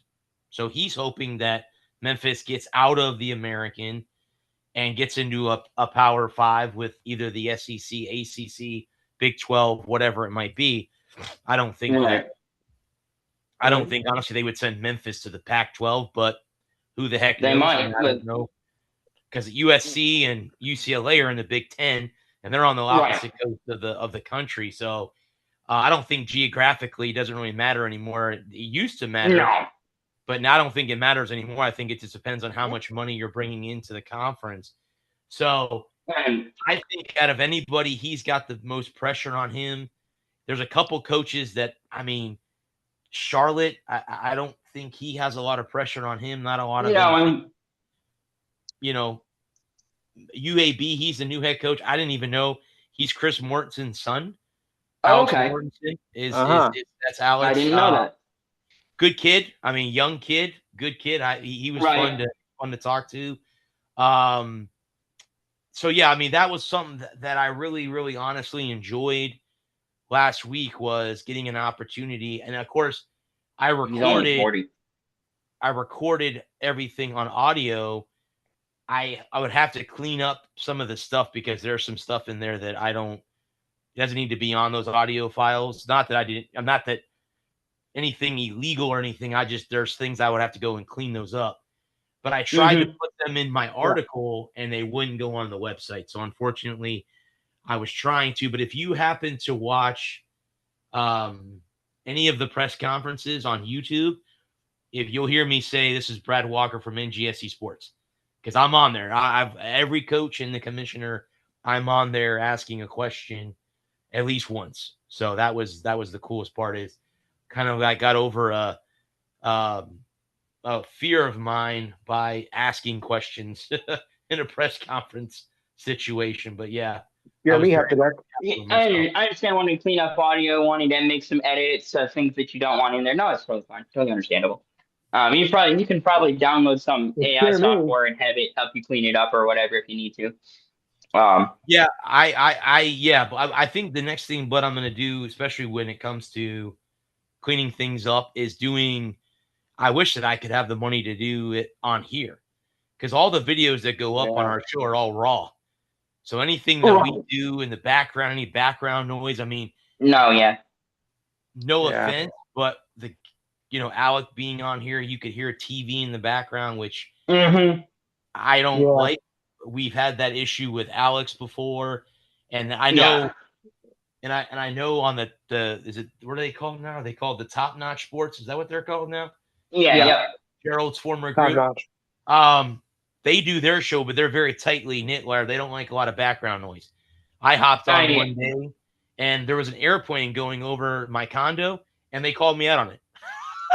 They called me out. They're like, "Why they called you on that? That's somebody's fault. I mean, airplanes play around. You can't help that." Well, that was my thought process. But then when you go on, and nothing against them, because I know they're just starting off, is they have too many people talking at one time, and that was what Gerald's show was too. Well, yeah.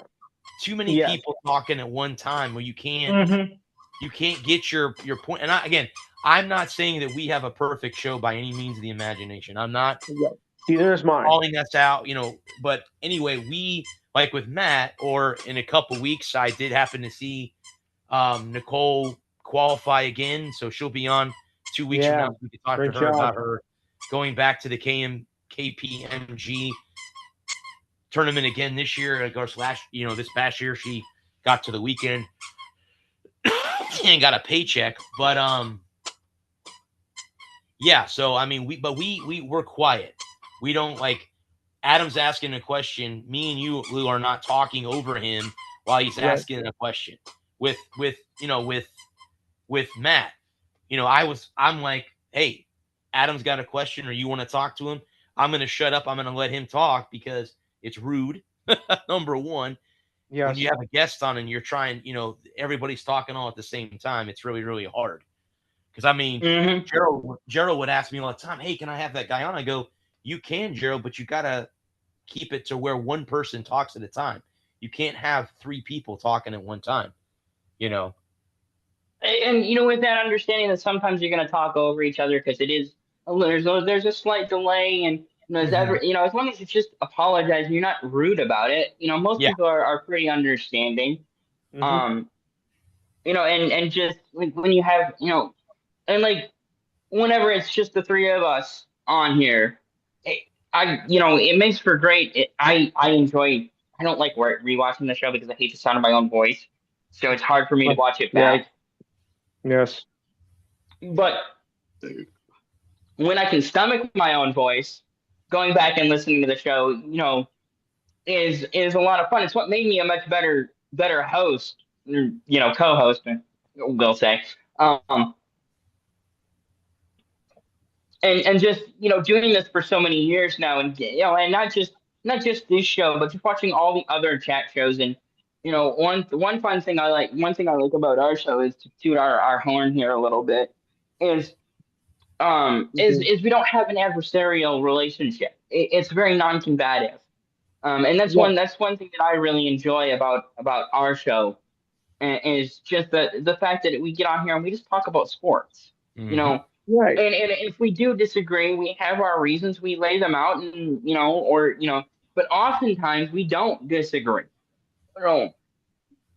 And so I enjoy that aspect of what we do here when we just get in here and talk about whatever we're gonna. Brad has an article he wants to bring up, and just, hey, this is what I saw this week. These are the things that I thought about. What do you guys think about this? And we just talk.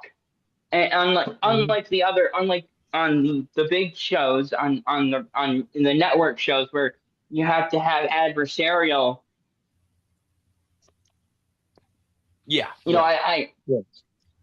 I'm much more like the Pat McAfee type show, where they're just sitting around talking sports, and they're not arguing, they're not yelling, they're not. I won't say cursing because they curse on that show all the time. And we've kind of opened that up here, which is something that I enjoy. So not having to self-censor it's been fun the last few months, and just letting it more of a free flow, and just letting go, and not having to think about it. So I appreciate you letting me do more. Oh, no, but no. Well, I think up to this point, and this is, I think, episode 26 this year, I think I think so far this year, knock on wood, hopefully nothing happens between now and the end of the year. I don't have any wood, but I have paper. Oh, in the final 6 months of the year, 5 months of the year, nothing majorly happens to any of us. It's been good. I mean, this has been probably my favorite year since we've done this for a long time. And last week, Lou, when we got off, Adam was right. 5 years ago when my mom passed away, and I'd gone through a life change, and I was going to give this all up. And it was you guys that got me to come back on here. And here I am now 5 years later. And, we just interviewed a pretty big guest tonight. Other than, I think, Jim Brandstander, we kind of, that's why I'm going to go talk to Dana on Saturday and see how many more guests we can get like that. Because if we can somehow set it up to where we're getting routine guests like that, the roof, the ceiling is, the roof is going up. I mean, we have an opportunity to, I'm not going to say make it big, but we have an opportunity to be bigger than we are now at the moment. And like I said, now, we had Matt on tonight. Betty will be on next week to talk to us about the WNBA. Nicole the following week. I can't remember the last time we had 3 interviews in a row, let alone 3 interviews in a year. Because there were times that we didn't have any at all. We were just coming on here and, talking sports all the time. But, now we're getting guests more regularly, which is nice also, because it kind of gives us an opportunity to do some research and, and talk to other people and get other people's opinion and on things and stuff like that. So that's what's been nice this year. I would love, I'm disappointed that I didn't get an opportunity to talk to John Gruden last week. I wish I would have, because I would have absolutely shit a brick if he said yes. I would have shit a brick if he said yes and he came on here. I'm like, what? He said, what? John's coming on here? John Gruden's coming on here? Yeah. So I would have. Yeah, absolutely. If John would have made it on here. So, yeah. Sorry, I just popped up the live chat, and so I see that we had somebody watching. Okay. Anton Padson. I'm not sure how to pronounce your name, if that, or your screen name, but I want to say thank you for watching. I see that you hopped out, but thank you for being here and checking out the show. So, is there a way to shoot it? Usually, I don't pull up the YouTube on while we're live because I don't want to have any feedback and echo. No, I wouldn't either. Right. And if I don't know if the YouTube comes through the Skype or not. I don't think it does. I'm looking, bud, right here. I don't see it. Let me see if And it looks like they know they knew Matt. So sorry we didn't get to your questions. Like I said, I didn't see that you were watching. Do apologize for that, but thank you for being here while you are. Yes, absolutely. Come back next week when we have are we still doing the boxing show next week? Did I? Oh crap! I set that up. Damn it! Hold on. Was that the show we were supposed to do? Or were we supposed to do? Was that supposed to be the 14th? Oh, damn it! Oh. I thought it was the 5th. We were going to do that on the 5th.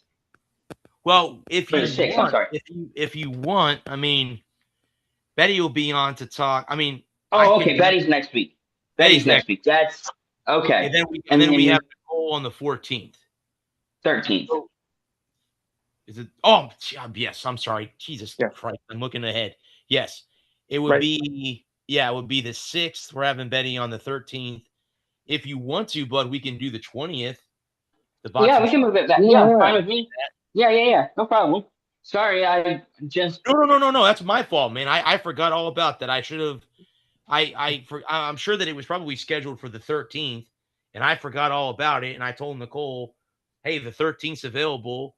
Okay, I'll come on." So, hey, I will have Nicole on every week if she wants. So absolutely no problem with Nicole being here. So we can move that to the. Mark that down, guys. If you're out there watching us, we'll have a all boxing show on the 20th. That will be set up that way. So we'll go back and talk about boxing. We can give our matches, and stuff like that. Okay, so what I'm going to do now, bud, is on the 20th, I'm going to edit that meeting to resemble boxing, so that if anyone else wants to, I'll fix that when we get off. Sounds good. Schedule it so that if we do have a guest pop in, I'll just say, we don't have anything until the 27th because the 20th is all boxing show.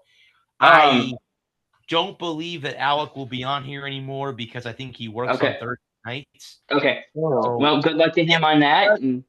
If he does, he does. If he doesn't, he doesn't. I'm not saying he can't come back, but I'm just saying that, I don't, because he's got to we used to do his show on Tuesday and then Thursdays. So I would do a show on Thursday nights before I got on here with you guys.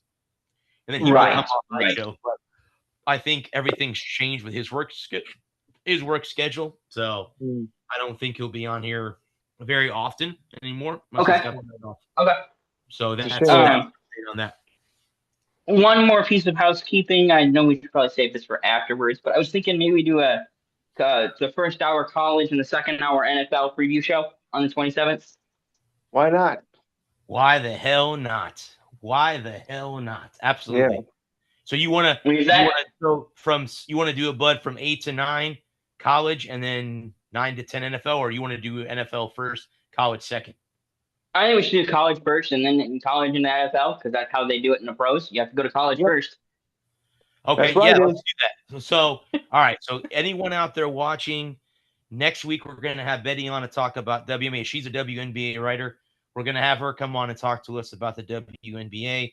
The following week, we'll have Nicole back on for an interview about her tournament and her requalifying for the major she qualified for this year. The 20th of August, we will have an all boxing show, and the 27th of August, so the whole month of August, ladies and gentlemen, is all booked up.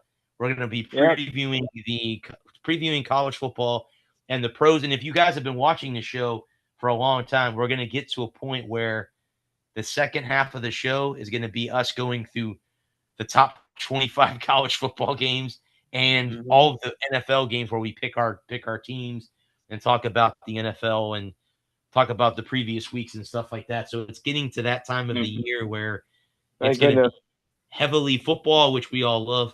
So I don't mind it. But yes, let's do that, bud. Let me make a note. Which reminds me, August 22nd, I'll do my first college football predictions. Sweet. Cool beans. Yeah. I always do it the week before, because by the time I get on my show, half the game is already done. So we know, since doing it on that, when you think about it, makes sense. A lot of people thinking, well, hey, the game's already over. Yeah, but by the time I get on, most of the time is already done, so there's no point in doing it on that day. So I jump ahead to the next week in the college schedule. Yeah, see, when I'm on Zoom on a meeting, it will not let me edit any of the upcoming meetings.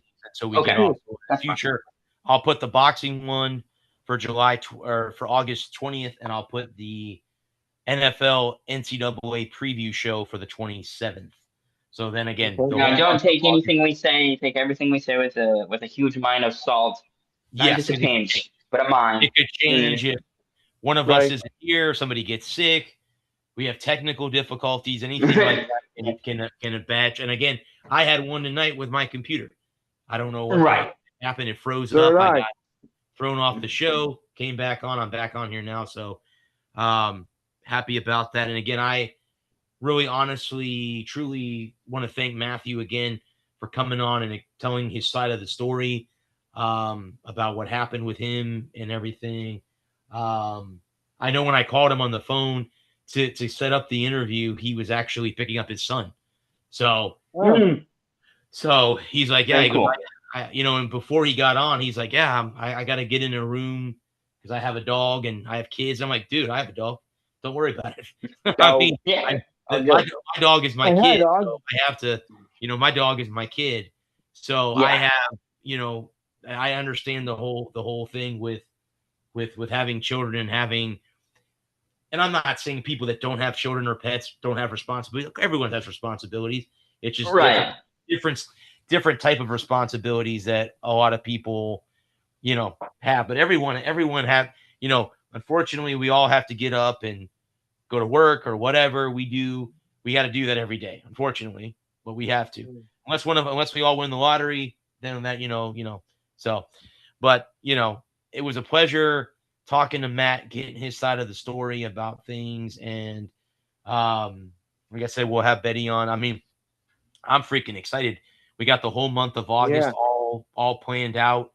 And then into September. I think, guys, I want to say most likely there will not be a show on the 3rd of September. Week 1. Because I will be in Michigan on a family reunion. There is a possibility, too, There may not be one on the 10th either, and here's why. The minor league team that I cover will be in the playoffs. I think that's when. Now, I could be wrong. I know there won't be one on the 3rd. There might be one on the 10th, but I know there won't be one on the 3rd. But the rest of the month, Gotcha. 17th and the 24th, those are in the books. So that Okay. those are good. So I just wanted to kind of give you guys an update, and then in October, the only week that I will be out will be the 15th. Every other Right. week of October, I will be here. So, and then November, I don't have any vacation time. And then I don't have any vacation time in December either. So I don't have any vacation time in either of the final 2 months of the year. So, but yeah, I think the next show that I will miss that I know of will be September 3rd, because I will be flying that day to Michigan, and I will be. Okay. I mean, I could try to bring my stuff Hey, with me, but if you're available and you bring your stuff and you want to do a show and it's 8 o'clock, everybody else is down for the night and you want to have a show, cool. If not, then we just take the week off and we'll come back at it. Well, I think it'll be. Is Michigan's not on Central Time, right? They're on Eastern. No, it's on Time, right? Yep. Okay. All right. Eastern. Yeah. So it would be regular 8 o'clock. Yeah. I might bring my tablet with me, possibly. Yeah. And I'll let you guys know if I do or I don't. Yeah, absolutely. And maybe I should try, Bud, just to do a show in a different state. That'd be fun. That'd be fun. Know, I've done shows from Michigan, not from Florida. So yep, I've done shows from Mississippi and North Carolina. So yeah. So I mean, I might do that. I might bring my tablet with me.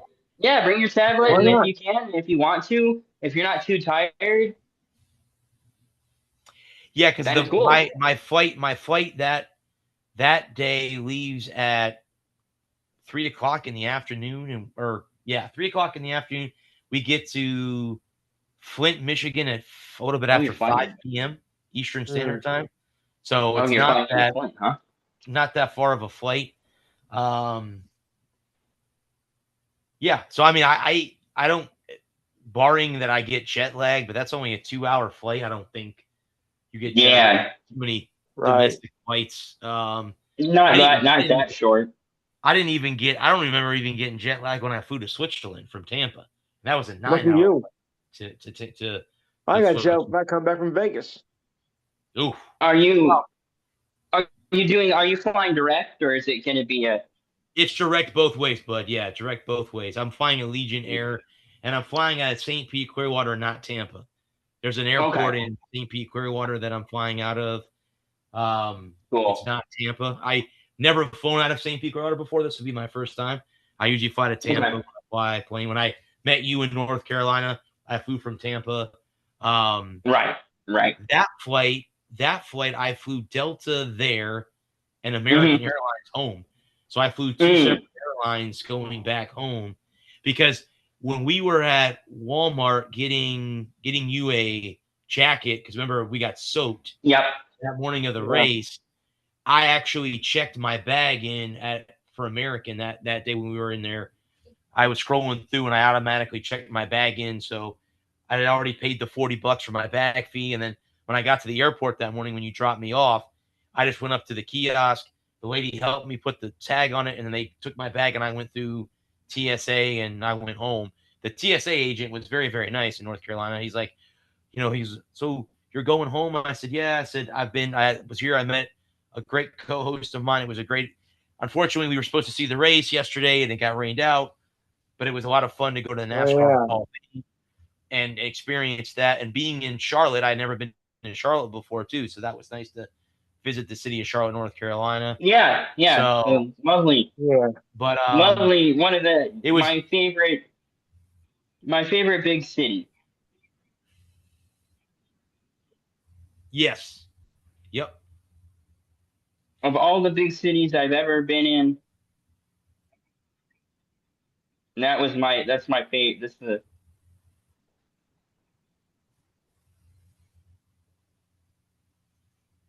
That's the one that I like the best so far. Jesus. Okay.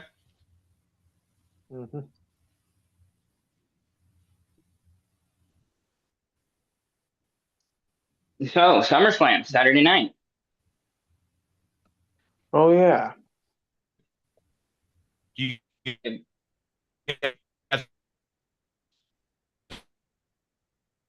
gonna call?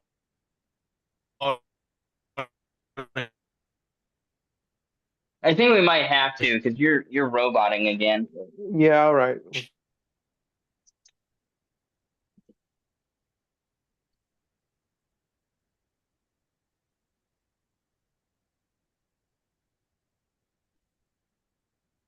Show.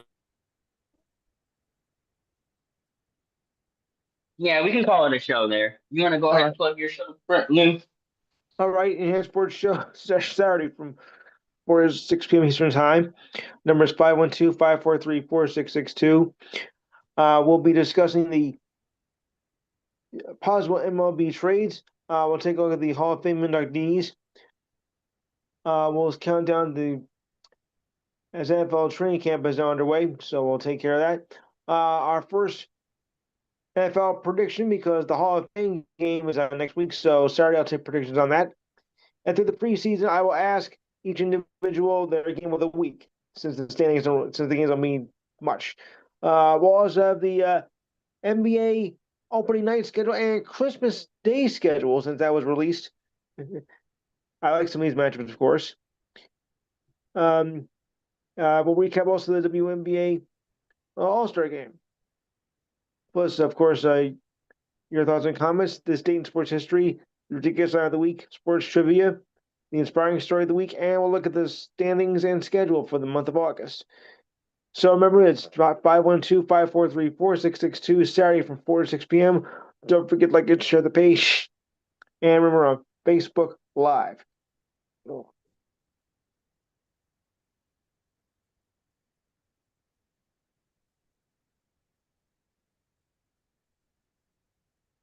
Okay. Well, gentlemen, it has been a pleasure, like it is every Thursday. And I Yes. thank our guest, Matt Bowyer, for coming on. Yeah, if you haven't checked out Lou's show yet, do so over there on the Facebook and YouTube. Are you still on YouTube, Lou? Yes. All right, so check out the Enhanced Sports Show over on YouTube. Catch it live on Facebook or call in. I am not the sports nerd Bradley Walker, but I am Adam, and I am wishing you all a good night and Godspeed and whatever else you may need. I want to thank our first responders and the men and women of our armed forces for all that they do each and every day to keep us safe and protect us from our own stupidity. Right. And you can follow us on the social medias on Instagram at The Walker Report. You can find us on Facebook at The Walker Report Group. And message us individually on Facebook if you have any comments, questions, or concerns. We are also on Instagram. Did I say that already? I might have. It bears repeating. Yeah. I will thank these two fine gentlemen who join us every Thursday. And we will see you all next week. All right. Hello. And if you Good. want to head on out, Brad, or Good night. Lou, you can, and I'm just gonna wait to see if Bradley pops back up. Okay. Yeah, have a good night, Lou. We'll see you next week. Oh. Right. Okay. Just let me get out of here. Yeah, have a good one, man. Yeah. Oh. I know, it's so annoying when you're trying to leave. Can't find a button. Happens Brad's every back, time. sort of. Happens every time. Well, I can fix that. There.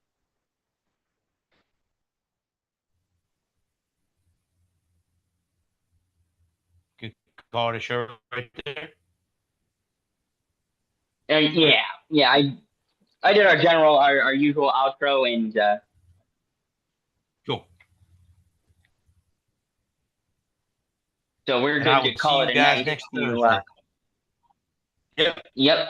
See you next See you Thursday, guys Bradley. next Thursday. Yep. See you guys soon.